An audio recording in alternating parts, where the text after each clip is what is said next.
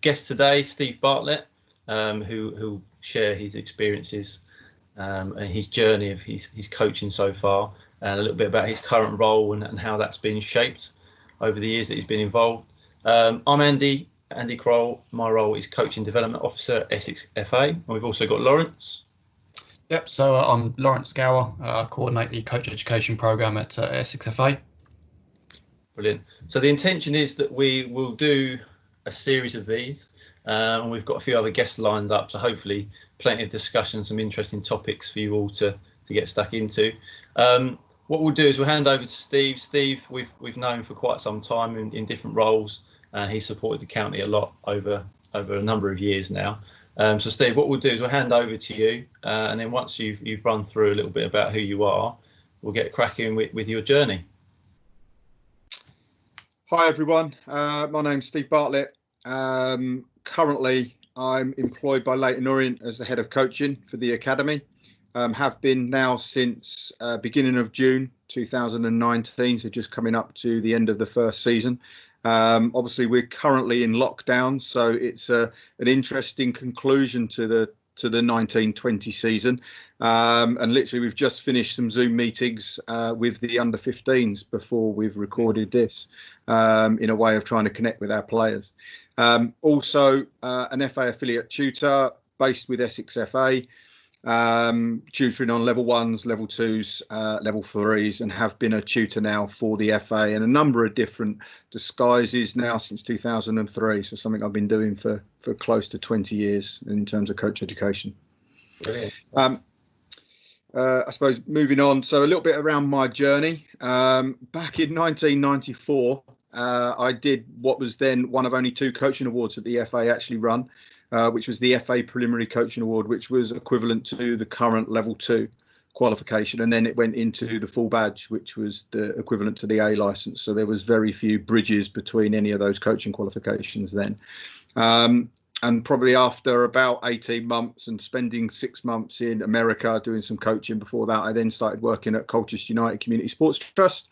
A wide range of coaching experiences, whether that be from coaching under 4s all the way up to under 14s, under 16s, adult players, disabled players, a whole range of different coaching experiences, and pretty much all in one day as well, which probably has shaped a coaching philosophy and my approach to coaching. The fact that pretty much within the space of 3-4 hours, I would have faced a number of different, I suppose, challenges with the different types of players that you would have in front of you, and pretty much having to wear different hats in different roles. And probably spent a lot of that time working in disability football and gaining a huge amount of experiences, whether that be local in and around Essex, whether that be regional across sort of East Anglia and the South East as a regional scout for the FA, and also working on a national basis, working with the England Cerebral Palsy senior squads and development squads, and also the deaf futsal squads.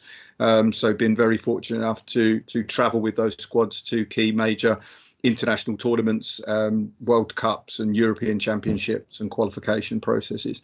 In terms of coaching, as I've just sort of built on there, a whole wider range of coaching experiences, but also worked in the senior women's game, working at the National League level, and also worked locally in sort of a semi-professional game with Braintree and with Whittam as well. So some experiences there, but probably, as I sort of mentioned earlier, in terms of how long I've been a coach educator and mentoring, it's been a key part of my coaching experiences and coach development now, working in coach education, coaching the FA's coaching courses now, level 1s, level 2s, level 3s, coaching disabled footballers, also a futsal tutor, so tutor futsal level 1s as well, and was part of the FA mentoring program that started about 4 or 5 years ago now, and I did that for 2 years until probably the role of the coach education probably become a little bit bigger, and more demands on that. So, and then that had to unfortunately take a little bit of a back seat. And probably teaching. I was a teacher in further education for 7 years, which, thinking back now, was probably a key part in terms of my coaching approach and any sort of adaptations and changes to my coaching philosophy. And hopefully now start to try and bring a lot of teaching practices that I learned into my coaching. So moving on. there. That's a pretty much about my sort of journey. Does that raise any questions, gents, Well, at all? there's a whole load in there, Steve. I think anyone watching would be fascinated. Obviously we're a bit limited with time, but there's so much you could draw out of each of those, and obviously how we'll go on to talk about how that's perhaps shaped. Just one thing that jumped out for me was, I suppose, the coaching hours, the time on the grass or on the court. I think each of those roles there, and you alluded to it in terms of the variety. I think that's quite a key message for anyone that's kind of starting out within the grassroots game, about getting out there and just gaining those experience almost no matter where it is. Yeah, no, I would fully agree. At the time, I have to admit, when you work, it was hard. It was hard graft working at Colchester United Community Sports Trust, and the amount of hours we were putting in. But you probably didn't really appreciate or value the experiences and the opportunities that we were getting. And I don't just mean me, I mean the entire work coaching force. There's some what came out of that coaching team within there. We've now got some very well respected coaches that are working at high levels within the professional game now, that have come out of working in that environment. So it's only those level of experiences that have given all of us the opportunities to be very fortunate in terms of what we do now. Yeah, it's brilliant. And if you don't mind, hopefully you'll remember this. You might remember back to us doing a double level 1 course, Steve, over in Southend, and you shared a little bit of formula up on the board about coaching hours and the amount of time that perhaps people have contact with the groups of players that they work with in the grassroots game. And I remember you shared, a bit around, training hours might only equate to, I think it was like a week at school. Yeah, I think they say if you're currently working for 1 hour a week, if you're coaching for 1 hour a week, pretty much over the entire season, you will work with your players for 40 hours. And if you've then got 1 game a week, that will be probably about an hour, depending on the age group. So you've probably got somewhere between 80 and 100 hours, including games and sessions per season. So if you think of it, a school, they're probably spending 25 hours a week inside of the classroom. You've probably got somewhere there between 2 to 4 weeks of a school curriculum time that you've got over an entire year with your players. And we equated that to, if you're working with them from under 8 to under 18s, that's 10 years. That's still only somewhere between 400 and 800 hours. That's only 1 year at school. So, it's not, when we think about it's a lifetime, but the hours are still limited within that lifetime we might have with the players. Yeah, it's just something that really resonated with me, and I think I was on the course as well. Something I've stolen since as well, Steve. Lawrence, did you want to pick up on any of that before we move on? No, just interesting what you mentioned at the end there, Steve, that it just kind of brings to life how important it is to obviously value that time with your players, and obviously utilise that as much as you can. But no, as Andy said, there's loads of places there where we can go with what you mentioned there. But I think that will come out as we carry on. Brilliant. Okay. Over to you, Steve. So I suppose my current coaching philosophy, or the position that it's in now, and it has drastically evolved, changed, whichever terminology people wish to use. But probably those words: realistic, repeatable, remember, and responsibility are probably the key principles around my philosophy, and probably shape when I'm planning, doing, and reviewing any of my coaching sessions or games around that. So the realistic part, how realistic is the practice or the session or the entire hour and a half, 2 hours, whatever we're fortunate enough to work with the players. What are the game situations? Are they pitches that the players can relate back to the game at some point, whether I have to bring it to life to them or they can instantly pick that up? And in theory, is the session repeatable? One, is the session repeatable in terms of being able to do that? But more importantly, is it repeatable for the players to be able to take into the game? Is that something that they're actually going to face in the game? Or is this a practice that doesn't even repeat itself into a game or a part of the game?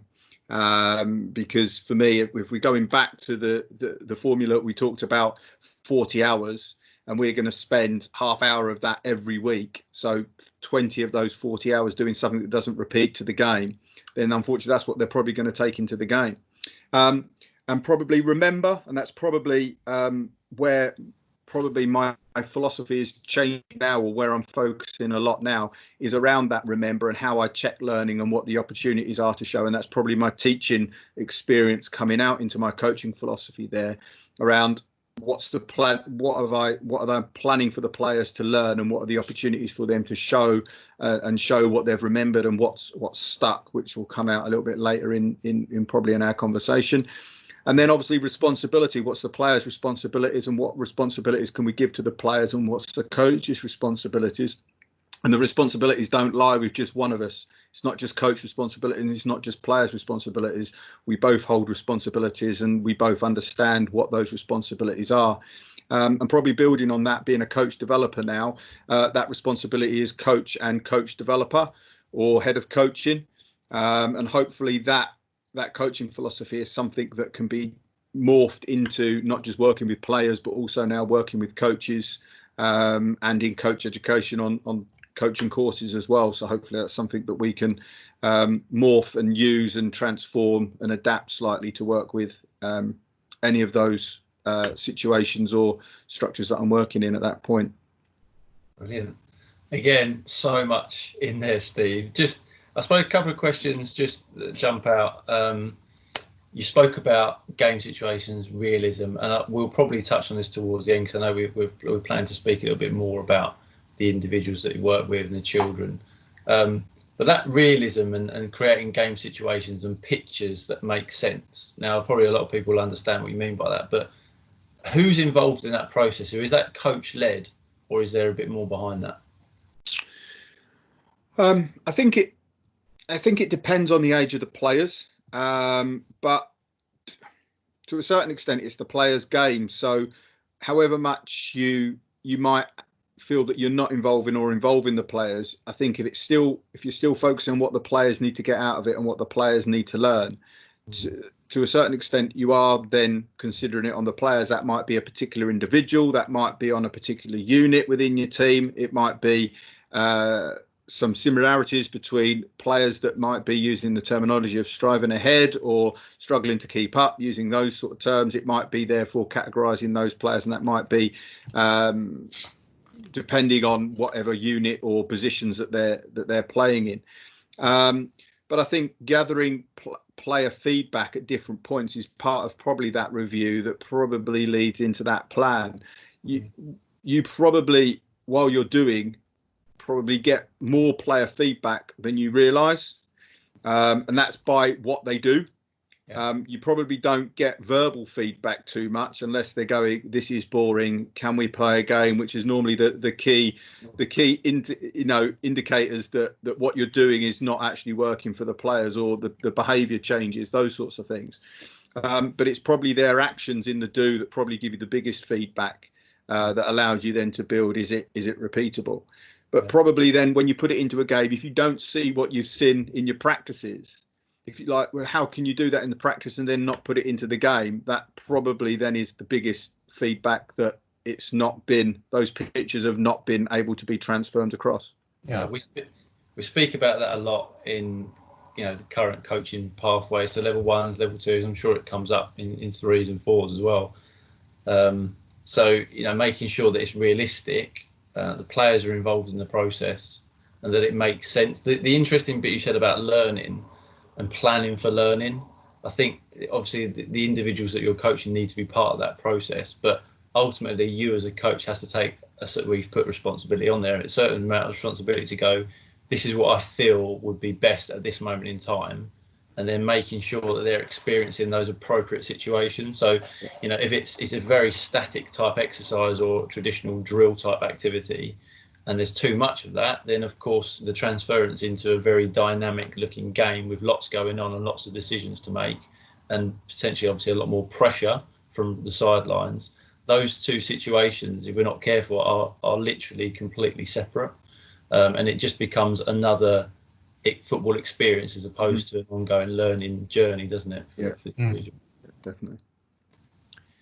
So probably building on that, and this is probably where probably the philosophy is being more heavily weighted at this point, probably within my current role, is very much around that that checking, learning and remembering, and a term that's not my term in any way whatsoever, but very much stolen from teaching circles more than coaching circles, which is around stickability. So what is it, what learning, or what is it that you want the players to understand or learn? And so what is it that you actually want to stick? What is it that you want them to take away from the session? What is it you want them to bring back to the next session?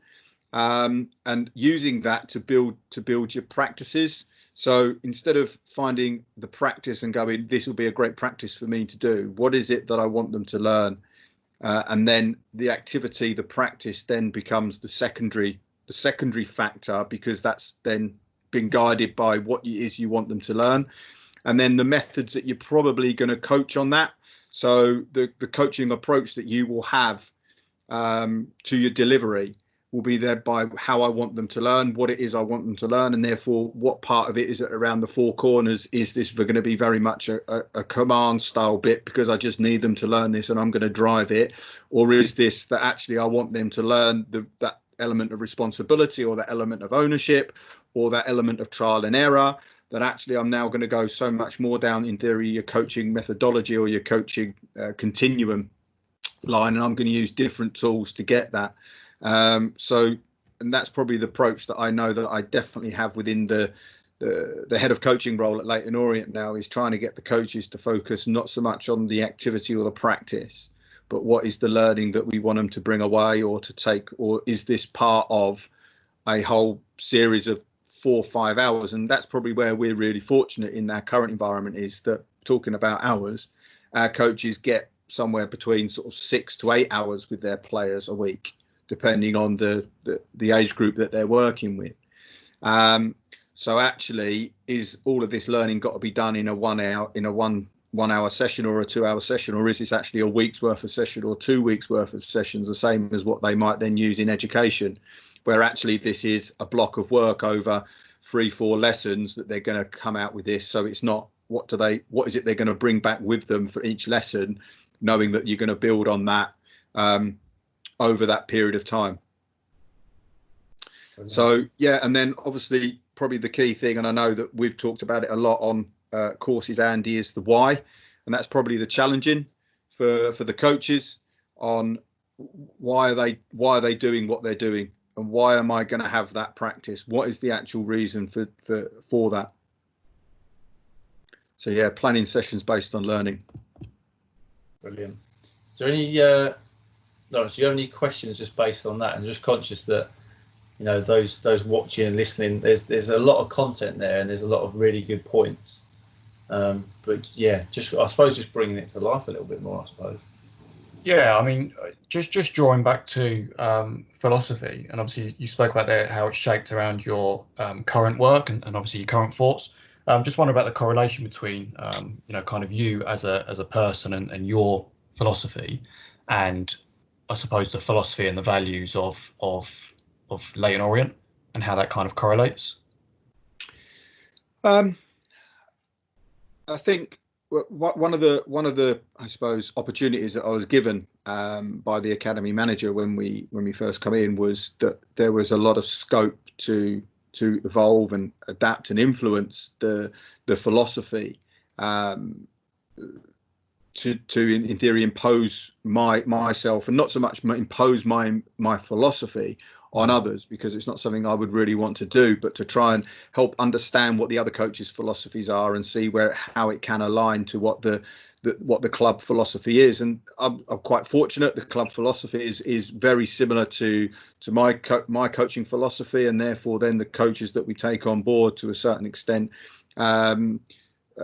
sort of work towards that philosophy to the very best they can. But you know, as much as we'll talk about having a squad of players, and in theory it's knowing each individual and being able to suit each individual and meet each individual's needs, it's very much like that in terms of working with each of the coaches.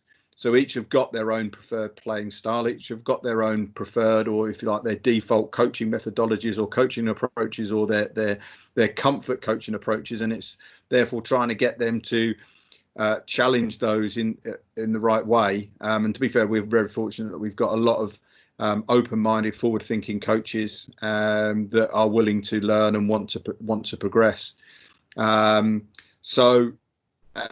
I'm very much on that as well. I've very much in the last 11 months had to adapt and change and evolve and consider and review my coaching philosophy to make it fit to the environment that I'm now coming into, because you're coming into a professional football environment and it's there to produce professional footballers, and that's at the end of the day the marker for us. We can have all of these coaching methodologies, all of these coaching approaches, have the great coaching developer head on and the great coaching methodology approaches, but if we're still not producing the players to meet the needs of the club and to meet the needs of the currently League Two, but moving further down the line, hopefully, the under 9s that we've got, the under 10s that we've got, hopefully the club will, have ambitions to be League One, Championship, and probably further down the line, Premier League. So, if we're talking about our under 9s, by the time they're playing the senior game, the future game, we're talking 10,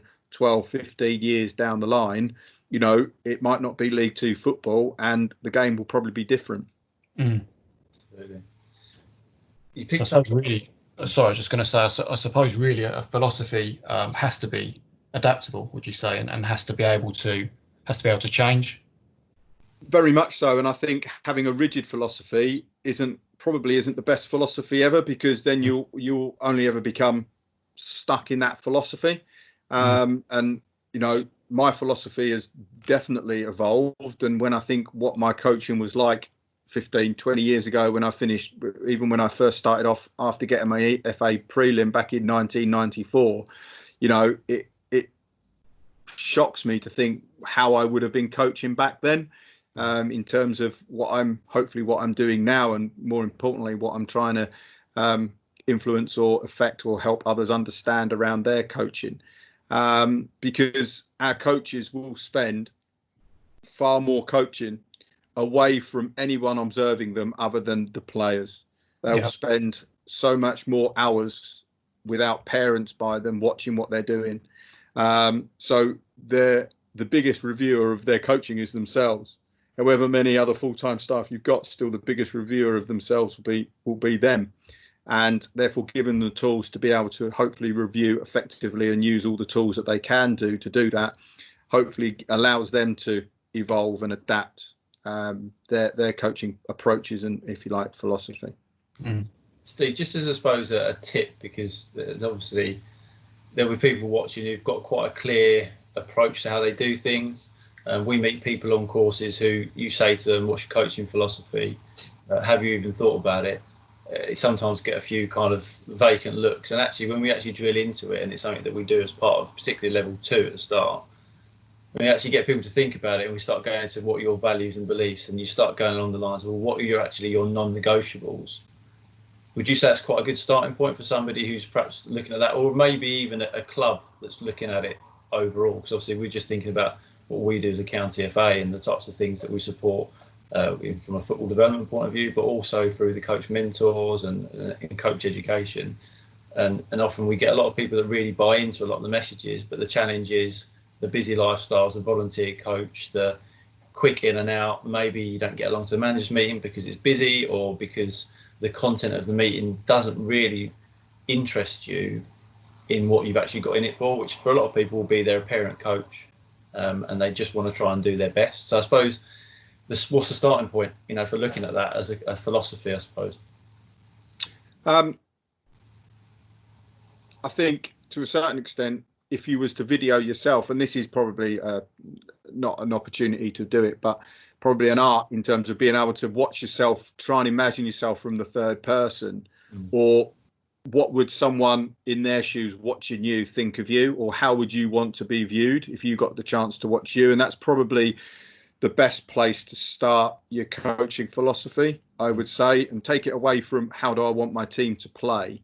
How do I want to see myself? In theory, if I watched myself play in terms of as a coach, what would I want to see?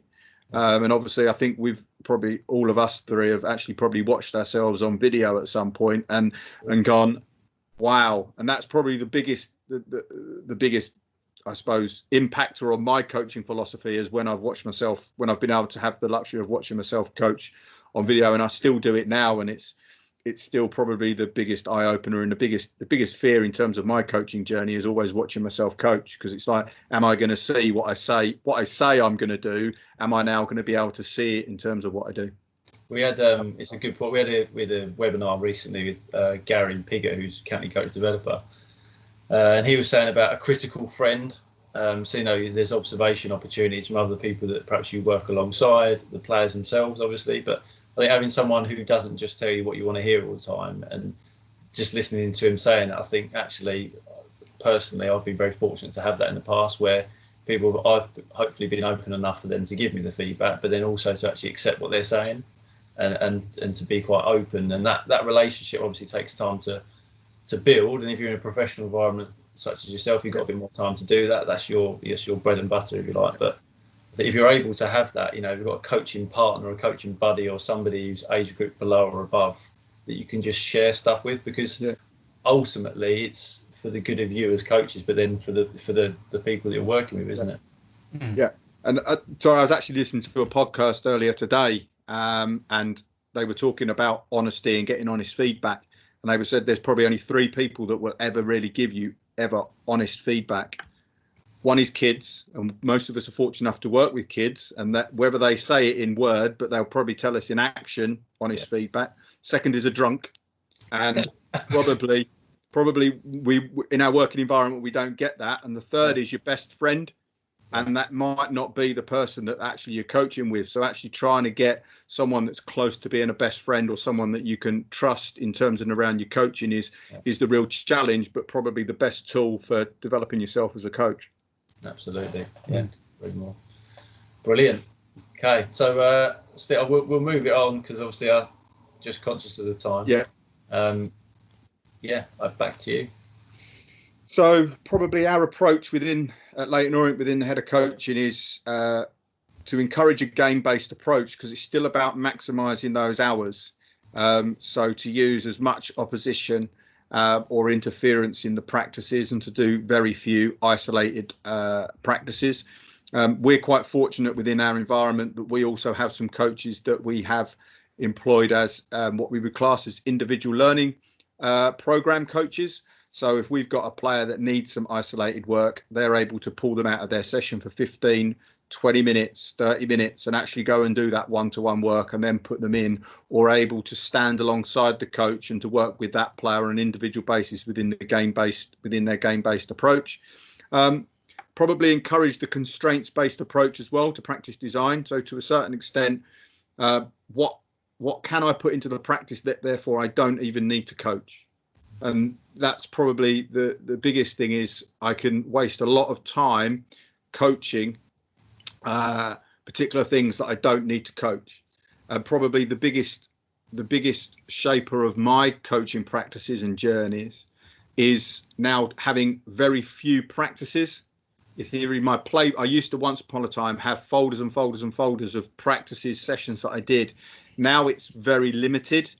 And I've tried to find practices that I can use for all 3 stages of the game, whether that be in possession, out of possession, and transition, and try to get as many of those phases into the practices anyway. But hopefully use the same practice. So hopefully I've got practices that if I want to do in possession, I can use, out of possession, I can use, and transition that I can use. So hopefully the players spend less time understanding what the practice actually is, and understanding more of what the learning inside that practice is. But if it's constraints, and therefore what can I reward or relate or restrict around the practices that they're doing, that therefore means I don't have to coach it, and I can focus so much more on the content that I actually want them to learn. I don't end up trying to cover everything. In theory, within every professional football club, we have to have a coach competency framework, which obviously the FA do with it across the coach education as well. But one of the, I suppose, values or benefits of working within the professional game is we can create our own coach competency framework. So ours at Leyton Orient is built around environment, practice, design and delivery, and of coaches have also got one around their self-development as well. But pretty much it's on environment, practice, design and delivery. At Leyton Orient, our structure is very much arrival activities. and that's an opportunity for the players to do some individual work, or that might be the time where there is then more of that isolated practice, working on those sort of repetitive, constant based practices in those sort of arrival activities, at those sort of things that the players can take ownership and leadership on. And we spend at least probably 30 minutes of every session with the players working in 1v1 or disguises of 1v1s, might be 2v2s, might be 1v2s, 2v2s, 2v1s, those types of things. And then obviously there is a theme for the session which the coaches have a lot of ownership on. It's not very much top down from the club, it's very much bottom up from the coach to shape what they feel the players need at that point. Because again, going back to the point about what the under-9 is going to be doing in 15 years' time if they're playing in the future game, the game that we see now is very different to what we saw 15 years ago, very different to what we saw 30 years ago. However, the one constant is being able to dominate your 1v1, both in and out of possession. That won't change, regardless of whatever rule adaptations we get, any modifications to the game. Dominating that 1v1 and be better than your immediate opponent will therefore impact on the game. And then obviously around the session design and session return, it's about the individual returns. So it's about focusing on what's each individual going to return from this. It's not so much about a squad return. It's not about that session theme, although there's a session theme. What are the individual returns around that? And is it suitable for that individual? Or can I then use the constraints to give an individual challenge to the players where they're not going to get a high return? So to consider those individual returns. And then obviously using the plan, do, review model. And the analogy I use for that is very much like the Dyson Hoover. So as well as you having the plan, do, review for the entire planning your session, doing it and reviewing it, which might be an entire day, it might be an entire week. Actually, within your session, you're still adapting, planning, doing and reviewing. You start your session for 5 minutes and your space is too small, the space is too big, the numbers are wrong. That in theory is a plan, do, review, and then you adapt it. So pretty much we're doing that, although we only now, probably a lot of the coaches understanding that it's got a name as plan, do, review. In theory, it's that instant feedback from what the players are doing that I need to change this. And in theory, the game gives you that. You set out a game plan, it doesn't work, you instantly start to change your game plan. So even in games, you're instantly doing plan, do, review. It's just your opportunities to impact it and stop it to be able to do that. And probably the other one is, when am I influencing and when am I being influenced? Or what am I influencing and what is being influenced on me, and what is the how are the coaches influencing me, and adapting what I need to do to work with them as individuals, and what can I influence them on, which is probably the daily challenge and the daily value and benefits of what I do. And that's probably the key benefit of being a head of coaching, is that pretty much I get to work with the coaches and I get to see the coaches pretty much on a daily basis. Which is a real benefit. So again, it's that, what do I need them to learn? It's not that I'm going to see them only once a week, so I've got to fit everything in. Actually, I've got the opportunity now, or we have the opportunity at Leyton Orient to say, actually, this is something that we can do we can drip feed in, and not the whole ice bucket challenge where it's just one shock and get on with it. Hopefully we can drip it in on a daily basis. Some great analogies in there, Steve. Just in terms of the some of the stuff that people can see on the slides there, yeah, I think what we'll do is we'll post in the notes section below this video. We'll just post some links to kind of bring this to life a little bit. So you mentioned a bit around constraints-based practice. There's some good material around on the boot room on the FA with those bits. So we've glazed over that very much so. Much so. I think it'd be useful for people to explore that perhaps in their own time, but very much so. Interesting to have a look at. Yeah. Brilliant. Cool. So trying to, I suppose, link what we're fortunate enough to have at Leyton Orient and do at Leyton Orient in terms of to probably the wider audience that we've got that hopefully will be listening to this. And therefore encouraging coaches to develop your own philosophy and therefore what is important to you. And it might be stuff from what we've talked about here. It might be stuff that you've had on coach education courses, but to now go away and probably use that. What would I want to see if I saw myself? And what I say I would do, am I actually doing it? And do I see that in terms of what I'm doing? And it's probably going back to the bit that their biggest review will be themselves. So it's about integrity, I think, and that's probably the key thing that's not written in that philosophy that hopefully is there, is that doing the right thing when no one else is watching. It's easy to not do it when no one else is watching because you can just, in theory, disregard it yourself. But that's pretty much the responsibility that we have as coaches now, is that integrity to make sure that we're doing the right things when no one else is watching. And that is your coaching philosophy, doing all of those things that you say you want to do. And probably then just know why you're doing what you're doing.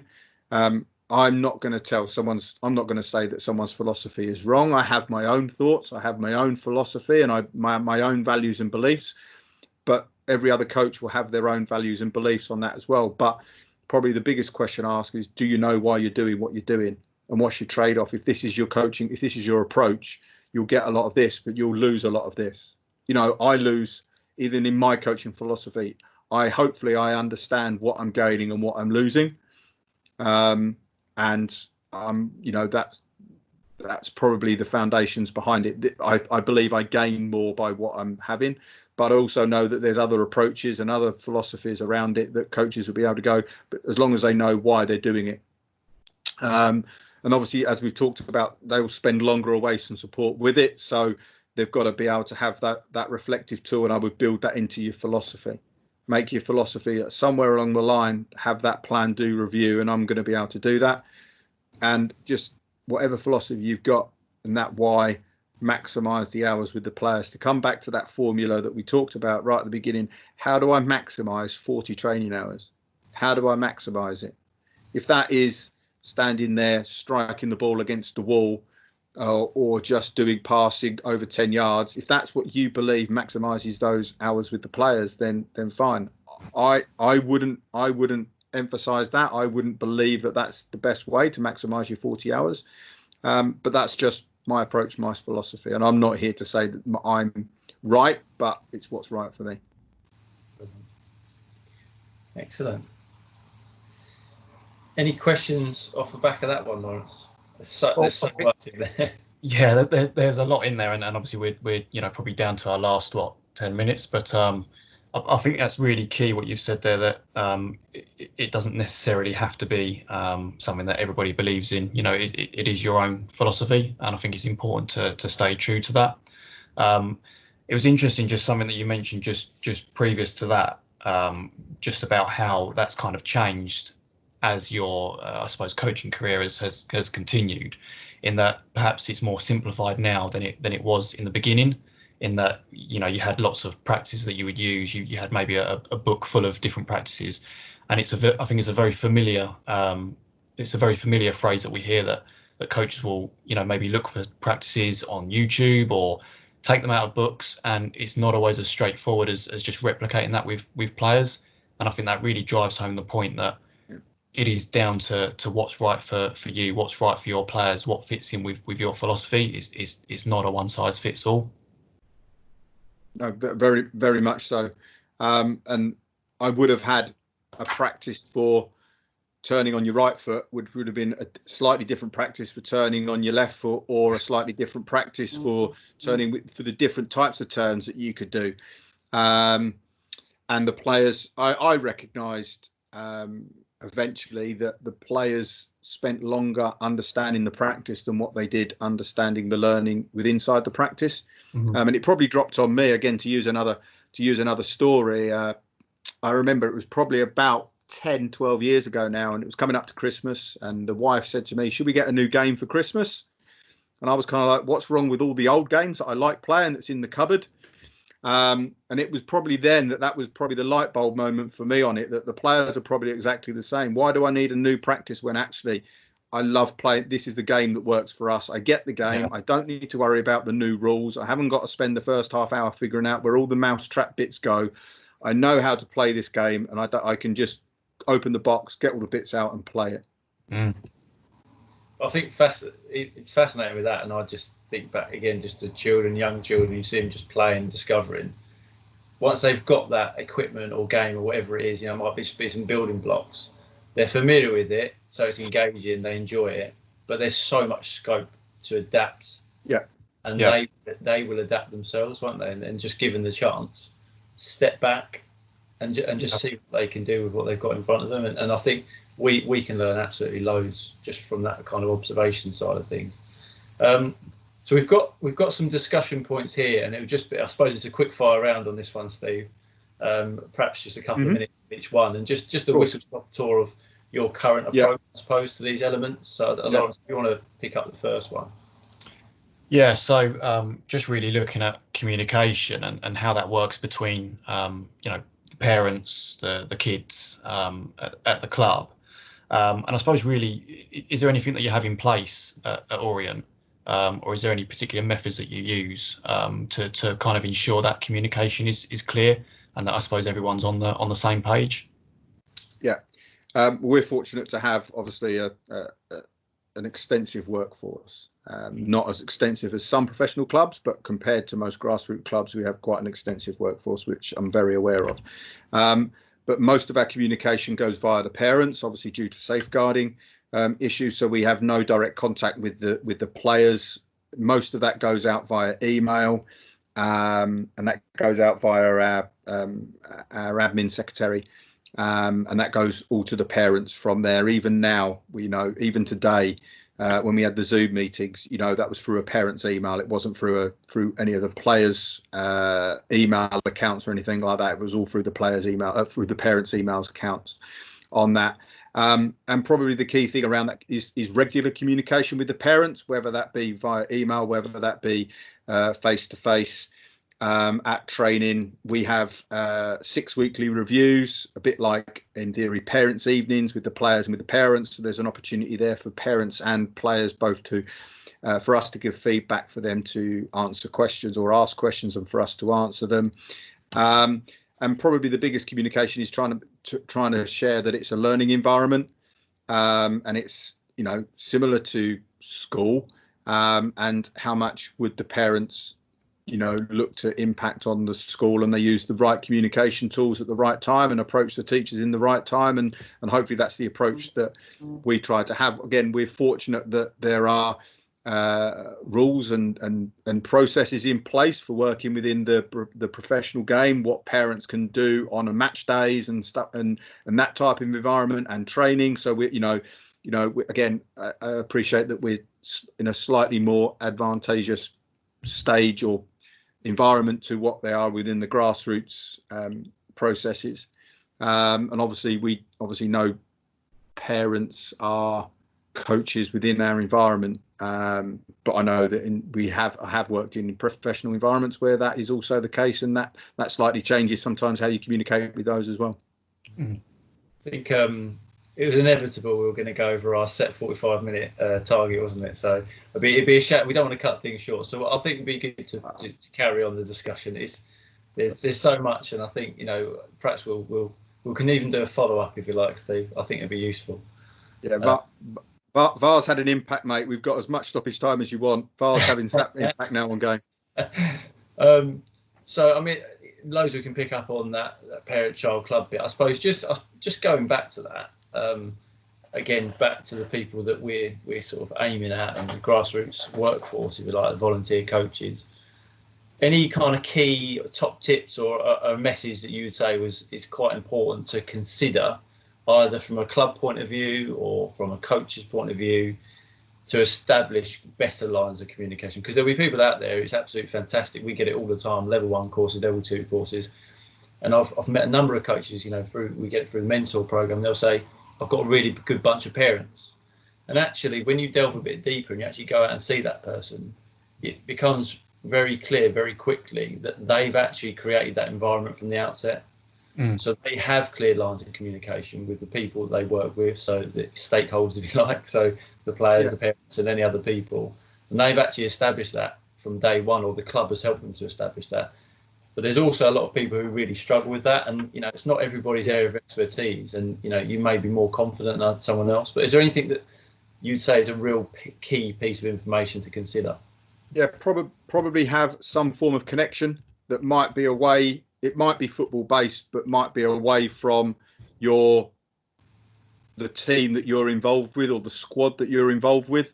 So it might be that actually your connection is being able to talk about Liverpool or talking about Scunthorpe or Scarborough, whatever that is. Understand, just having that connection. It might be around the job that they do. It might be around, the school that their child's at, or the area that you live in, or the youth team that you both played for. Just something that in theory is again, to use another analogy, but you're square one on your snakes and ladders board. When you hit the snake and you go back to square one, how do I rebuild this again? Because there will be times where you're going to have to maybe leave their son or daughter out of the game, or you're going to have to take them out and they don't agree. And what is that connection that you can all just go back to and in theory start building again from? And it is difficult, especially when probably in most people's situations that you're a volunteer, and again you've got limited hours and you've got all the other stresses and strains on your time. Thanks for that. That's key. It's sound advice, and I think there'll be a lot of people who can relate to some of those bits in there around the challenges that come with it. So no, that's good. Thanks for touching on that. So the next bit is, I suppose, your role is people development, I would say, coach development. So what's the process? So your role as head of coaching, obviously you spend a lot of time looking at reviews, suggesting ways for them to reflect on their own practice. What would you say? I suppose the connection bit is probably something that we'll probably revisit in this section. What would you say are the key things that you try to do, or since you started there, what have you tried to establish in your role of developing them as people? Well, it's probably one of the key, I suppose, conflict, not so much conflicts, but again, is it about developing coaches or is it about developing coaching? And that's probably the balancing act that I've got. Sometimes I've got to develop coaching and sometimes I've got to develop the coaches. And it's probably that balancing act, that seesaw, that verse is developing coaches against developing coaching. But I probably try to use as much of a coaching approach as possible because that's probably what they understand. And hopefully it's probably, as I said, I'm quite fortunate that you can have daily contact with those coaches. And I've now probably got to a situation environment where the coaches will seek as much feedback as what I would want to give, or other peers or other mentors within the club would want to give. So we've now probably got the right balancing act where coaches will seek as much feedback as what would be offered to them, but doing it on a regular basis. But it's again finding out the best tools for that, whether it is getting it on video and sending the video to them and letting them watch the video before they then come back, whether it's giving them in theory live feedback pretty much while the session's in play. So that's something else that we can do, and it's for some coaches that's exactly the right thing to do. Sometimes that's not the right thing to do.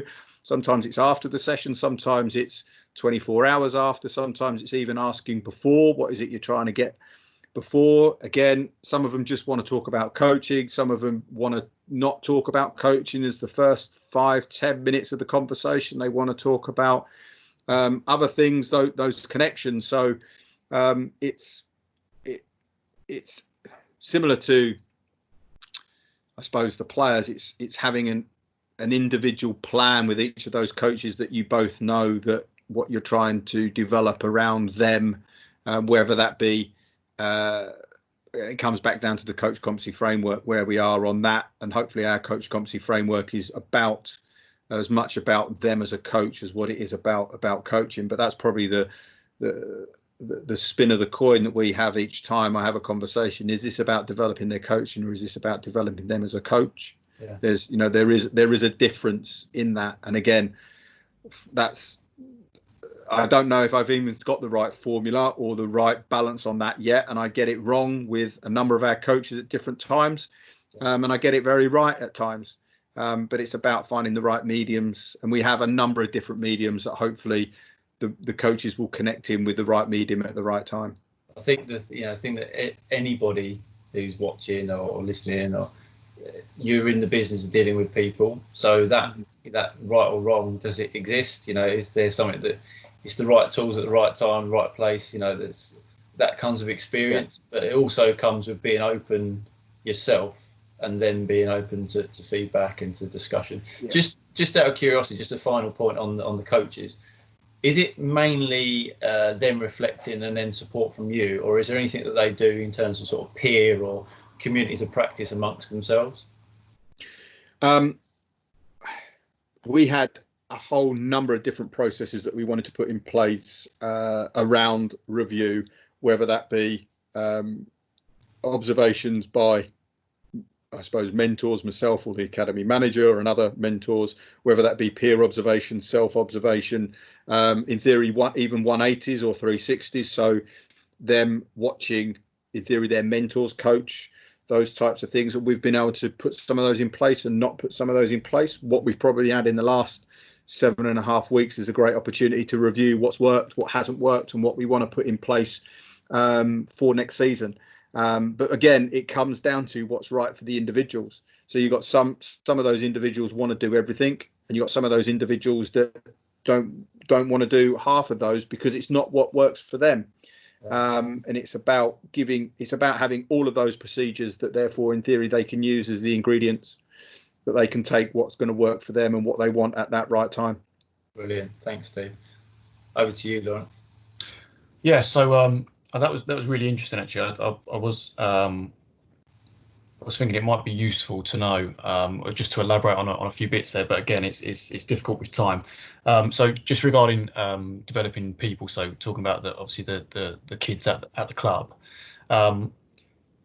Just out of interest, how do you kind of build those relationships with the players and with the kids? And what's the kind of overall approach, I suppose, to child development at the club? Because obviously development isn't linear. And players are going to have certain needs and certain wants. So yeah, what's the kind of overall approach there to player development?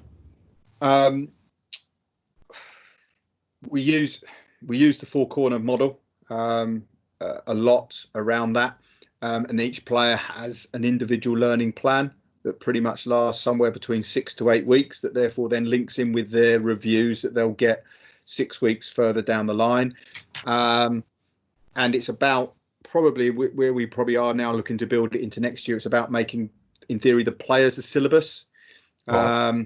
And therefore now starting to go, what is each individual's learning or each individual's development within each session or even over this week, and having regular conversations with those players so they have a player diary that they fill in every training session.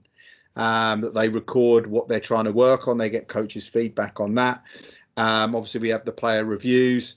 We're building in. We have opportunities to do other sort of life skill workshops. So we obviously the environment we're in. We do workshops around racism with the right age groups. We do workshops around knife crime and those types of things. And we do have a strong link. Again, one of the, I suppose, advantages of the environment we're in, we do have a huge link with their schools. So our education officer is able to link in with the schools. So we're able to have a real sort of match up, and we're able to give feedback to the school on how they're performing and what their behaviour is like, and also what their behaviour is like and what their performance like is in school. And we're able to use that as a managing tool around the players to help develop them. But hopefully it's about trying to give them as much ownership, responsibility around their environment in terms of when they come in, about meet and greets. They're encouraged, not forced, but they're encouraged to go and meet every member of staff when they come in before they get a ball.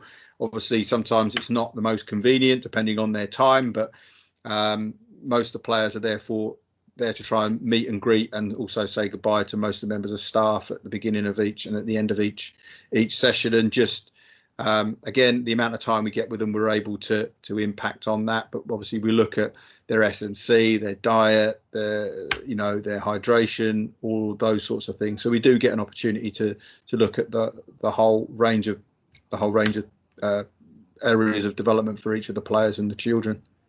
You mentioned player ownership, Steve, which is I think is massive. Just in your own kind of words, why do you feel player ownership is so vital? Why do you feel it's important? because it's to a certain extent their career, and it's probably been the biggest.